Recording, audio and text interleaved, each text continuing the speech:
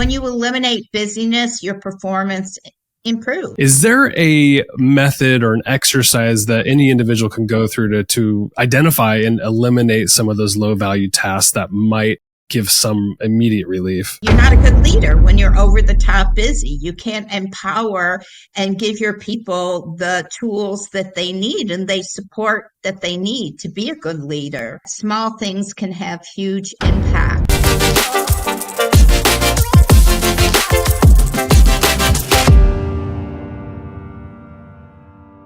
Peggy, it's a pleasure to have you on Transform Your Workplace. Thanks for coming on the podcast. You are quite welcome. My pleasure. Your book just came out last week, and this is your third book, I think, you wrote total. So this book is Beyond Busyness, How to Achieve More by Doing Less. And I mean, this totally speaks to me because I'm sure you've talked to other people, I have a very busy workload, and I'm always trying to find ways of doing things more efficiently, to not work as hard. So let's get into the book.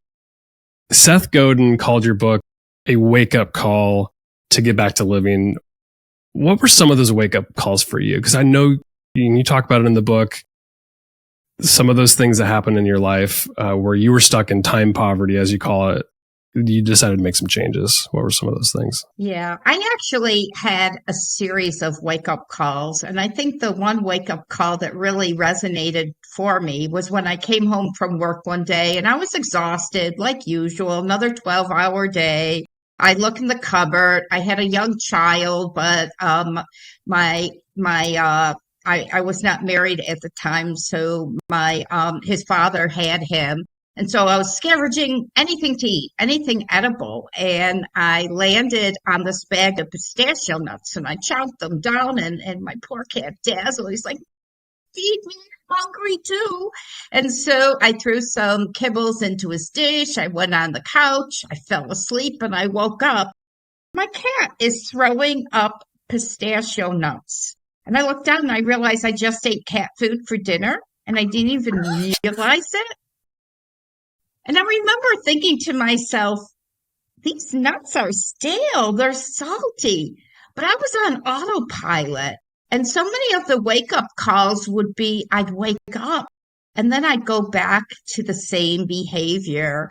And it became crystal clear to me as I was writing this book that there was no good recipe for how do we get off the hamster wheel? What do we do? And in what order and what things really help us live a life of purpose and of value where we can be super productive at work and really, help support our corporate goals, but also, have a life that we love and has time for the things we love. So about 10 years ago, I went on a mission to try to figure out what this process looked like. I had been doing a lot of research. I started a nonprofit, and I kept on asking everybody in the world, literally thousands and thousands of people, what's your biggest challenge? What keeps you up at night? And they kept on saying, I don't have time for what's important. And what I ended up calling it at that time was busyness, but what I didn't know was that everybody loves being busy. So when you say I'm busy, people think it's a status symbol, it's a sign of importance. But busyness rarely equates to success. It rarely equates to productivity. It rarely equates to quality of life. And so I started testing different things to understand how I could get my corporate environment to that place and as well as my personal life. And so really the process that I developed is great for leaders and it's great for organizations. I worked in healthcare for a long time, Blue Cross Blue Shield, United Healthcare. I tested the processes out on thousands of people, Google, and just honed them in until I got to the end of it where people could say, wow, I got back 5 hours in my work week. And what a beautiful thing that is. You mentioned the phrase time poverty throughout the book several times. I think there's countless times, more than a handful. What does that mean in the context of busyness? Why you call it time poverty? Well, as I discovered, people love being busy and they think that being busy is a good thing. But having time poverty not having time for what's important. And being in a state of poverty is usually not something anybody wants. So when you have time poverty and you don't have time for what's most important, you get to your end of your day wondering, where did the day go? Why didn't I have time for this? My biggest priority of the day at work. I didn't get to that. I just got interrupted, took calls, did email. I just had busy work all day. And so it occurred to me that busy really wasn't the word. The words were time poverty, and really the words were how do we achieve more by doing less? How can we get rid of those low value activities that chew up our energy and our resources? And so that's what the book is about. It's about what I call my 3-step busy busting process, and it's a funny book. It's a fun book. I love to have fun. I always tell people I am one big hot mess, and so I tell all of my stories about being a hot mess and getting into trouble with being a hot mess, because this is life today. It moves so fast, and people need to know it's okay to be a hot mess. But I use these tools all the time. They change my life. I tell people I am a busyness addict in recovery. And every day I work on my recovery. Some days where I'm looking at my goals and the things I want, and I get into a busy place. And then I take a step back and I remember the things that I am trying to share in the world and the things that really help me be more strategic and more aligned. And every time I use those tools and I go back to it, I end my day saying, God, today was a really good day. I love that this book is so personal. I mean, it's well thought out and researched too, but you make it about yourself as well. And you share some of the problems that you've had. And I'm going to go ahead and do the same right now. So throughout your book, there's tons of tools and things like that.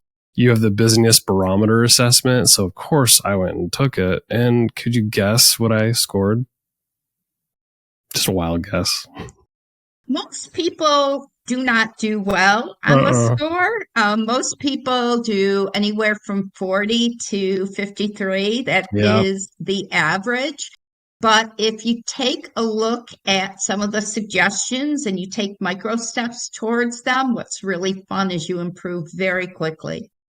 Yeah, you would be right. I scored a 46.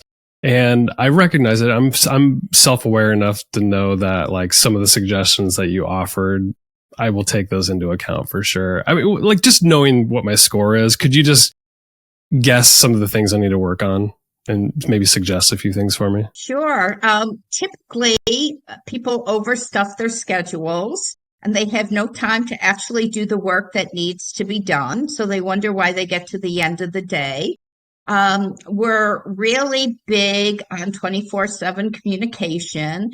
So we're always looking at email. I had one person who looked at email 106 times a day. Well, how can you get anything done when you're looking at email that often? And so it's really about identifying that you don't need to be doing certain things as frequently, but you do need to block out time for the things that are most important. And you need to pivot and, keep on redefining your priorities, because our world changes, and what was important today often may change tomorrow morning if you wake up and your kids are sick, or, somebody in your department is out on leave. All of a sudden you're doing different things. And so it's really about finding time for what is most valuable, what is most important, what will deliver a return on investment. You highlighted that you ate cat food and recognized that like I might be a little too busy and just not like maybe burned out, just not in the right state of mind. And for others, it may be like just absolutely missing a meeting or sleeping in accidentally. What are some other negative impacts that you've seen both at the individual level, but also in the organizational level when busyness becomes like a norm within a person or a culture? Yeah. I mean, when you look at loneliness and the epidemic that loneliness has in the country, when we're busy, we tend to shut people out and we don't make time for connection. And that has all sorts of health implications. The Surgeon General came out and said loneliness is like smoking 15 cigarettes a day. That's the impact it has on your health. And so loneliness is definitely a byproduct. Lack of productivity is definitely a byproduct. You tend to do a lot of things not well. Quality tends to really deteriorate. You lose your energy, your creativity, your zest for life, your positivity. The list goes on and on. And that's why I love data, because if you really roll up your sleeves and look at the data shows that busy isn't better.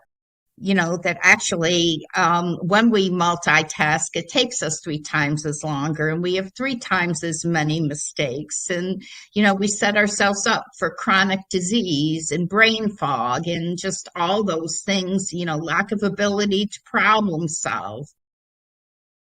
It's just You a lot mentioned of consequences of being, you're not a good leader when you're over the top busy. You can't empower and give your people the tools that they need and they support that they need to be a good leader. And even values, I think we have gotten away from a society that is truly value driven, and everybody believes that their values are important. So how do you align your values in the workplace and live a life that just really floats you and excites you and makes you feel good about the contributions you're making in the world and the things that you're doing? And that's why values is such a big part of the busy busting process that I teach, because most people will raise their hand and say values are so important, but most people don't have a process to align their values with their schedule and with how they make decisions. And so, once again, the book is just so research driven about what works, and how we can escape time poverty. I mean, that's why I do love your book so much, is it's simple. The busy busting process it's easy to digest and understand. And if we can apply some of those changes that you talk about, it seems like we would probably have a busyness barometer score that's much higher than a 46 like I just got. But let's back up a little bit. The busy busting process, can you just at a high level share what those components are? And we'll get into some of those in a few. Yeah. I mean, I'm a big proponent of simplicity, and that small things can have huge impact. And so the process is very simple. It's 3 steps. Step 1 in the process is subtraction, and that is the art of eliminating low value activities. Step 2 is what I call mojo making. My first book was about the neuroscience of happiness. And it's pretty amazing what happens to your brain and your body and your health when you're happy. And we view happiness as a destinational thing. We don't create happiness for ourselves, these little micro moments. And then the third step is what I call values vibing. And it's about, how do you align your values with your day-to-day decisions? So you get to the end of the day saying, I had time to connect with the people I love, the people at work. I had time to learn something new today.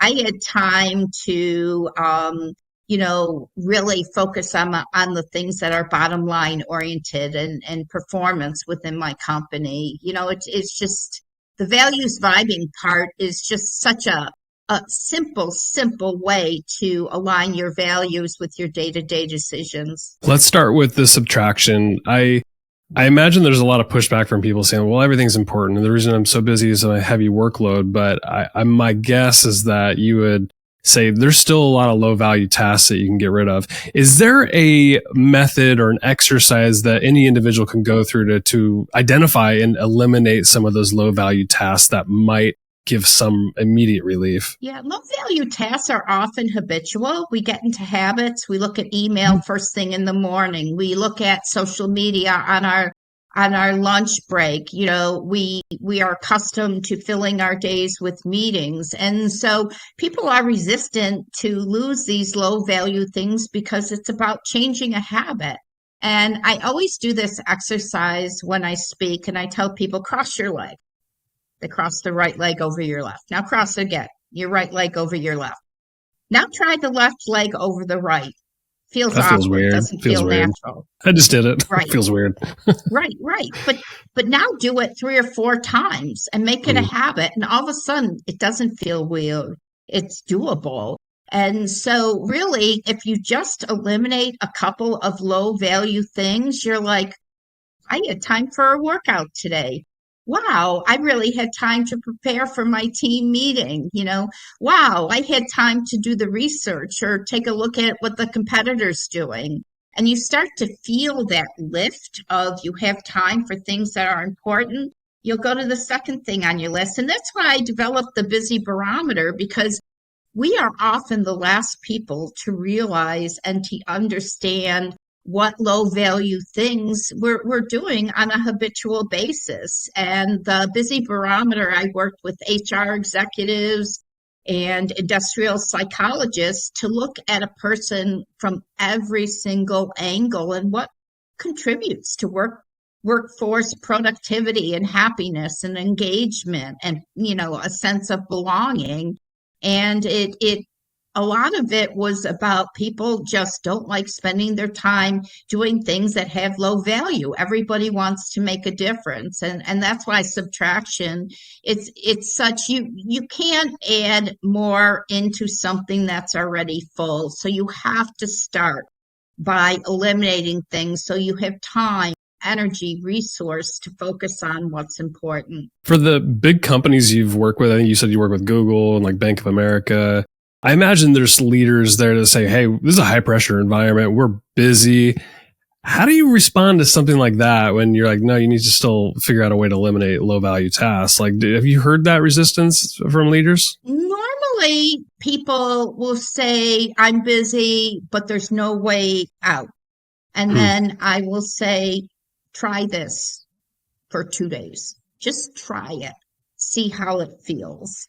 And all of a sudden, people start, those resistors, those people that, don't want to change their habits. One company I worked with in particular had a lot of meetings, and they insisted that meetings were really important. And most of their workforce was in meetings 82% of the Ooh, that's a workday. lot. And they had no time to work. But that's not atypical, right? So I just said, okay, well, make sure when you go to a meeting that you have an agenda, make sure that you have a purpose, make sure that everybody there is a contributor. Don't go to a meeting if you don't add value or get value. That's your rule.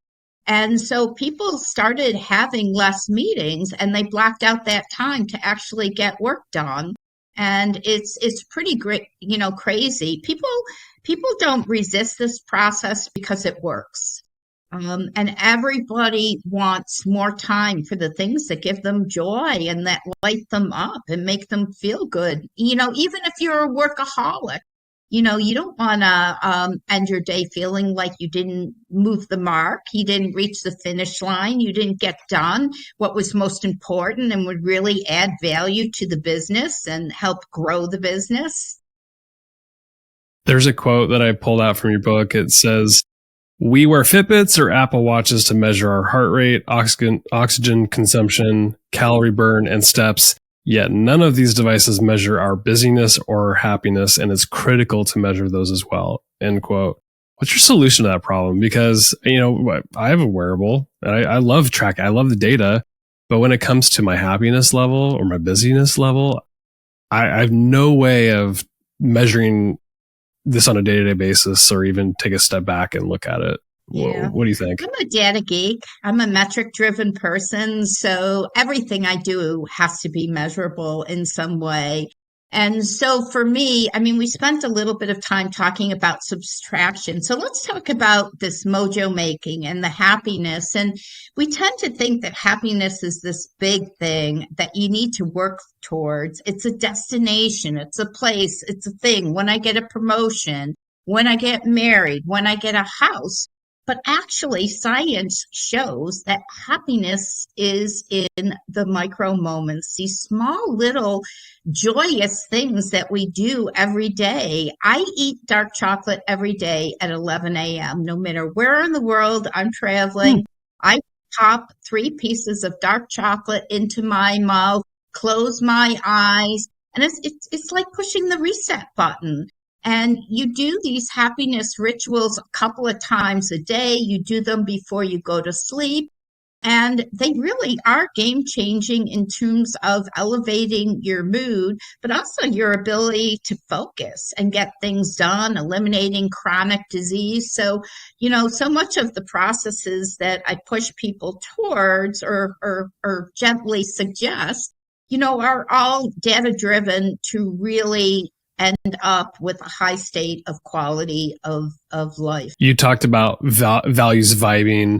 And aligning your time management, your busyness with your values. And how can somebody practically identify what their core values are, especially for those that haven't actually sat down and wrote their values? But it was interesting because I've written and spoken about values for a good portion of my career. And when I would ask people, what are your core values? People would look at their neighbors and kind of steal something from their neighbor, or they Google them. It just didn't seem to be something, that people readily knew. They knew they wanted to be honest, but you can be an honest person. It doesn't mean you have quality of life. So I got really curious as to what values lead to quality of life, a well-lived life, a well done day. And I researched over 12,000 people to understand, what are the core things. And it came up that there are 4 things that really equate to quality of life. And of course, we all personalize them based on who we are and our experiences. But their energy, which is all about self-care and making sure you're eating and you're sleeping and that, you're in the right mood and you're positive. It's about connection and making sure that you're connecting enough with humans, not so much the email connection piece, but actually doing this and having a conversation. It's about growth. We all want to learn. We get endorphin hit when we learn something new. It feels good. My father used to say, Toots, a day without learning something new is a lost opportunity.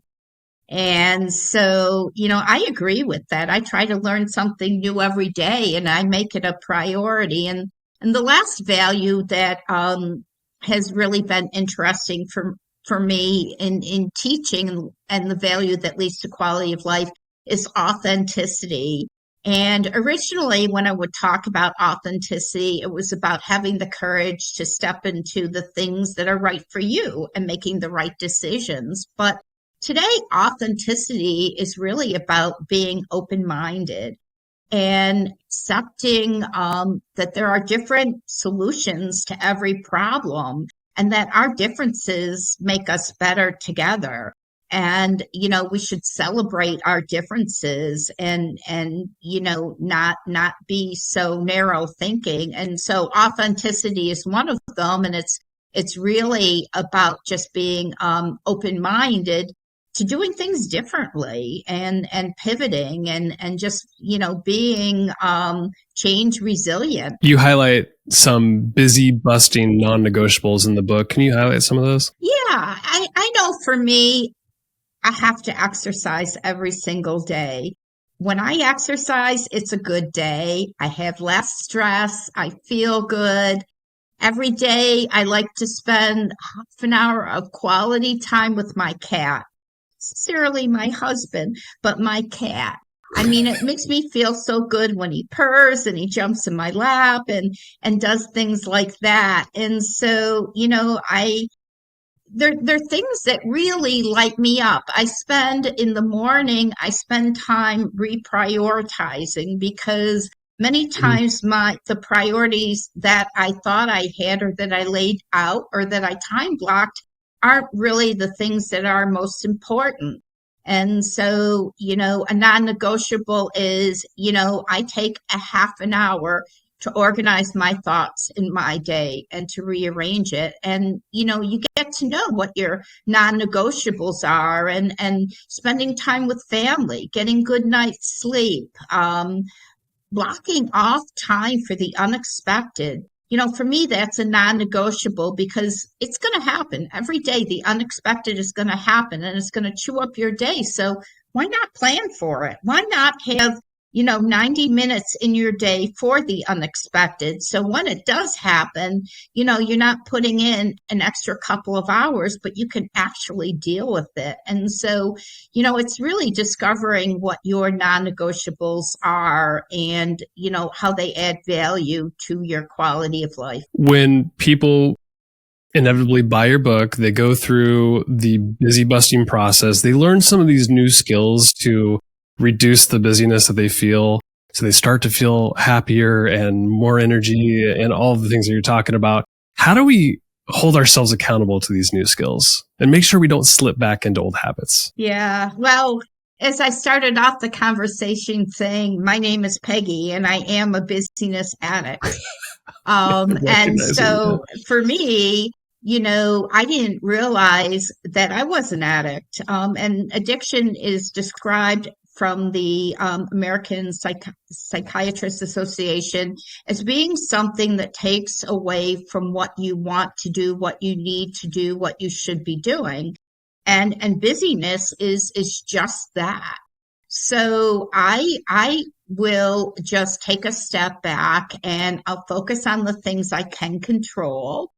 And eliminating low value activities, that's something I can control. Doing things that bring me joy and happiness, even if it's just 3 minutes of lighting a candle, getting the sunshine on my face, whatever it is, it can be a micro moment, and micro moments add up. And, the reality is it took me, I'm like in the last third of my life, and it took me the first 2/3 to make a lot of mistakes and to put myself second. I was highly successful. I traveled the world, had thousands of people reporting to me. I had a good life, but I wasn't happy and I wasn't healthy. And I didn't always have time for what was most important. I look at a Post-it note to remind me what time zone, I was in. I'd mostly sleep on overseas flights. That would be when I'd get my good 8 or 12 hours. And how crazy is that? I'll tell you a funny story. One time I went to Singapore and it was an overnight flight, and I got there at 8 a.m. in the morning. So I just worked all day, right, till the evening. We had events and that went on for many, many days. I'm finally ready to go home. And I'm like, yay, this is great. I'm going to sleep on the plane. And I go and I hunker down and I settle into my seat. And there are a bunch of sumo wrestlers, I kid you not, a wrestling team that boarded the plane. And these individuals were big fellas. And so they sat next to me. They lifted their armrests. They proceeded to totally squish me, on both sides. I had no room to move. And that's not, thinking like you're going to save your sleep and you're going to recharge and you'll be able to go from burnout to, productivity is insane, because burnout is this slow thing that happens gradually, and you don't get out of burnout by one good night's sleep. And according to the statistics, 78% of the working population feels burnt out. So, we're not focusing on the things that we need to work at peak performance. And that's what it gets down to. When you eliminate busyness, your performance improves. It just does. And then you feel good about yourself and your contributions, and you're happier and you have more time for your family and your kids. And it's just this, I wrote this book because I really hope that we can get back to a society that just loves and cherishes the lives that we lead, and that we're kind to each other, and that we're productive, and that we thrive. And, my process is so easy. It's so memorable. There's no excuse not to try it. And for people that are resistant, when they try one or two steps and they get some time back and then they get to do things they love or things that make them happy, they're like, yeah, this makes sense. I appreciate you sharing just being so personal about your journey on this, and even that story about sleeping on the plane, and then ultimately that was your space to sleep, and you didn't get to because the sumo wrestlers were confined in your area. And so what that teaches me is that, for my calendar, I need to put space to sleep, to exercise, to go for walks, to journal, to read, to make time for the things that I find important and that's going to make me happy. Is that what you'd like to see for other people, not only individually, but in the workplace too, just to improve our cultures? I'm a big time blocker. I love to block out my time. So you'll look at my calendar and you'll see when I'm going to exercise December 13th, exactly what time, because it's blocked out. You'll see what time I have to deal with the unexpected. You'll see what time I have to strategize and to look at data. So I'm really big on setting myself up for success, because I have these blocks of times that I can dedicate to networking, that I can dedicate to family and friends, I can dedicate to exercise, instead of this, feeling like, oh my gosh, I need to be back to back to back to back. I can't think, I can't breathe. I get to my end of my day, and now my day begins because I finally have time to do what I should have been doing during the day. And so, it's this sort of self-destructive behavior that we create for ourselves that we need to learn how to be more cognizant. And it's a process. There are some days where I don't mean to, and somebody will raise their hand and try to grab some time, or I'll end up doing things and I'll be like, yeah, today was over the top busy, but I can do better tomorrow. What am I going to do differently? And it's a process, and it's just one micro step at a time. Peggy's book, it's called Beyond Busyness: How to Achieve More by Doing Less. It's been out as of the end of January. It's a great book. Go get it. There's lots of exercises and other things that we didn't even touch on in this podcast interview today. Peggy, what do you want to leave people with, either as a thought or an action? And then feel free to point people to any of your work or connect with you. Yeah, we spend a third of our time at the workplace. There is a way to make the workplace productive, happy, healthy, engaging, a little less stress. And, so many times people just think about stress, or they think about everything that they have to do. And so my challenge to all leaders is it comes from the top. And if you show your people that you've got this under control and that you aren't a victim of time poverty, you actually create time wealth and have time for what's important, your people will follow, because they'll see an example of somebody living life to its fullest potential. And I love talking about this. So I guess what I would say to anybody is reach out to me. I'm so happy to speak at schools, at colleges, in front of organizations, virtual, live, whatever it takes, because this process, it's changed my life and it's changed thousands of other busy people. And it can change your life too. And it's about a micro step. It's not about major transformation. So you got this. And go to my website, buy my book, go to Amazon, Beyond Busyness, Peggy Sullivan. And hopefully you'll have fun reading the book, because it was meant to be very funny and very humorous and kind of laugh your butt off, but learn something along the way. And that's me in a nutshell. I love to have fun and I love to laugh and I love to play. So, My guest today has been Peggy Sullivan, the author of Beyond Busyness. Peggy, thanks so much for coming on. It was a lot of fun. yeah, back at you.